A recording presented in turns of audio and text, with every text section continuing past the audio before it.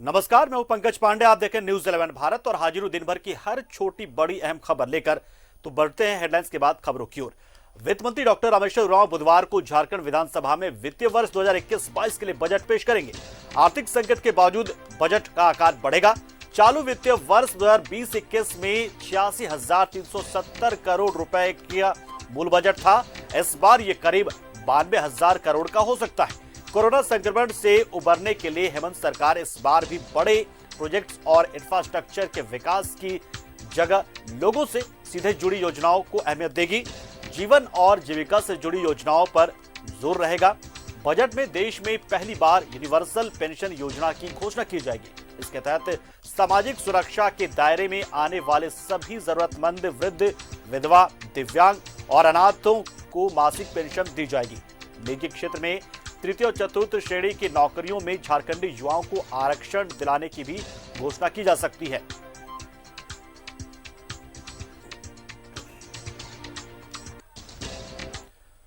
तो Jharkhand chamber of commerce ने झारखंड सरकार की ओर से पेश किए जाने वाले बजट से कई उम्मीदें पाल रखी हैं। रिपोर्ट आपको दिखाते हैं। राज्य के सर्वांगीण विकास के लिए सभी सेक्टर्स, हेल्थ हुआ, एग्रीकल्चर हुआ और ट्रेड एंड इंडस्ट्री को भी विशेष ध्यान दे करके और उसको हर क्षेत्र में बढ़ाने की आवश्यकता है ताकि सरकार को भी रेवेन्यू हो और विकास हो। अब इसके तहत हम लोगों ने जो सुझाव दिए हैं, जैसे स्टार्टअप एक बहुत बड़ा सेक्टर इंडिया में डेवलप होकर के आ रहा है जो कि एम्प्लॉयमेंट जनरेशन में भी काफ़ी सहायक होगा। तो उसके सामने जो दिक्कतें आ रही हैं कि स्टार्टअप जब आए थे तो उनको फंड एलोकेशन की बात हुई थी, तो उनको फर्स्ट इंस्टॉलमेंट के बाद में उनको फंड और नहीं मिल पाया। तो ट्रांसपोर्ट व्यवसाय को भी झारखंड सरकार के बजट से बहुत सी उम्मीदें हैं। चैम्बर एग्जीक्यूटिव मेंबर किशोर मंत्री ने कहा कि मुख्यमंत्री से बजट पूर्व मुलाकात में भी उन्होंने इच्छा जता दी है कि सरकार लाइसेंस प्रणाली का सरलीकरण करे, ऑनलाइन सिस्टम मजबूत करे ताकि ऑफिस के बाबू फाइलें लटका न सके। ट्रांसपोर्ट सेक्टर के लिए हम लोगों ने माननीय मुख्यमंत्री जी से के पास ये प्रस्ताव रखा है कि सब चीज़ों को पेपरलेस सरलीकरण करें। लाइसेंस की बात हो, परमिट की बात हो, काउंटर साइन परमिट की बात हो, क्षेत्रीय परमिट की बात हो, नेशनल परमिट की बात हो, सारा चीज़ ऑनलाइन से घर में बैठे बैठे निकले। इस तरह का अन्य राज्यों में तो झारखंड की हेमंत सोरेन सरकार अपना दूसरा बजट पेश करने जा रही है। राज्य सरकार के इस बजट की ओर कोयलांचल के व्यवसायी काफी उम्मीदें लगाए बैठे हैं। धनबाद के व्यवसायियों से बात की हमारे सहयोगी अरुण बड़वाल ने कि आखिर उनकी उम्मीदें क्या है, वो क्या चाहते हैं सरकार से। पदार्थों की लगातार मूल्य वृद्धि के कारण महंगाई चरम पर, और उस क्रम में 3 मार्च को राज्य सरकार अपना कार्यकाल का दूसरा बजट प्रस्तुत करने जा रही है। वैसे स्थिति में झारखंड के लोगों को, व्यवसायियों को, आम जनता को बहुत कुछ अपेक्षाएं हैं। धनबाद के कुछ व्यापारी हैं, हालांकि बाजार क्या है वो तो दिख रहा है, व्यवसाय पूरी तरह से ठप के कगार पर है।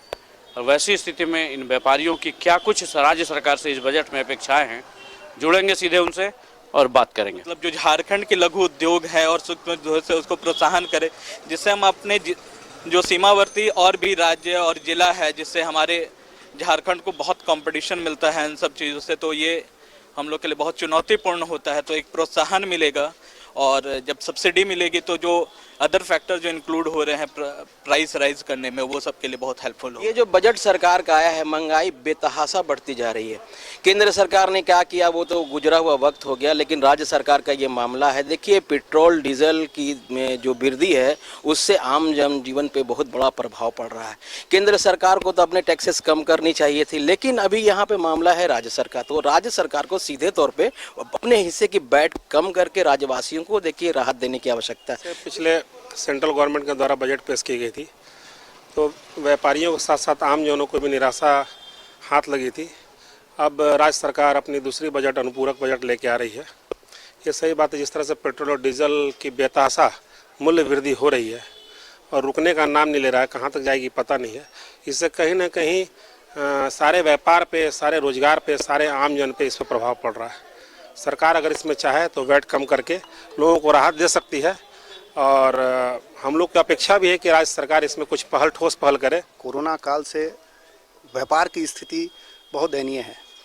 व्यापारी दुकान तो खोल रहे हैं, लेकिन किस तरह अपना खर्चा चला रहे हैं, अपने स्टाफ का पेमेंट कर रहे हैं, बिजली का पेमेंट कर रहे हैं, सारे खर्च करने के बाद हो सकता है वो नुकसान, हो सकता है क्या नुकसान में ही है, फायदे में तो है नहीं। राज्य सरकार का बजट दूसरा बजट है, तो हमारी तो यही अपेक्षा है कि राज्य सरकार, केंद्र सरकार से तो व्यापारियों को कुछ खास प्रोत्साहन ना मिला। राज्य सरकार कम से कम कुछ वैट, पेट्रोल और डीजल पर वैट घटा दे। राज्य सरकार से यही अपेक्षा है कि कोरोना काल के लॉकडाउन में व्यापारियों की कमर टूट चुकी है, तो व्यापारियों के ऊपर भी जरा ध्यान रख के ही बजट बनाया जाए। राज्य सरकार, केंद्र सरकार के बजट ने इस बार आम आदमी को एकदम घोर निराश किया है, दुखी कर दिया है। और सबसे ज्यादा अगर कोई क्रश होता है तो मध्यम वर्गीय है।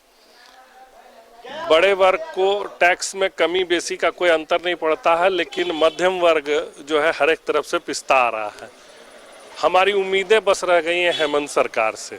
हेमंत सोरेन सरकार से धनबाद के व्यवसायियों की यही गुहार है कि सबसे पहले वैट को कम करें और किसानों के आय को बढ़ाते हुए उनके उद्योगों को प्रोत्साहन दें, ताकि जो मरणासन स्थिति में जा रहा है जो व्यापार, उसमें नई जान मिल सके।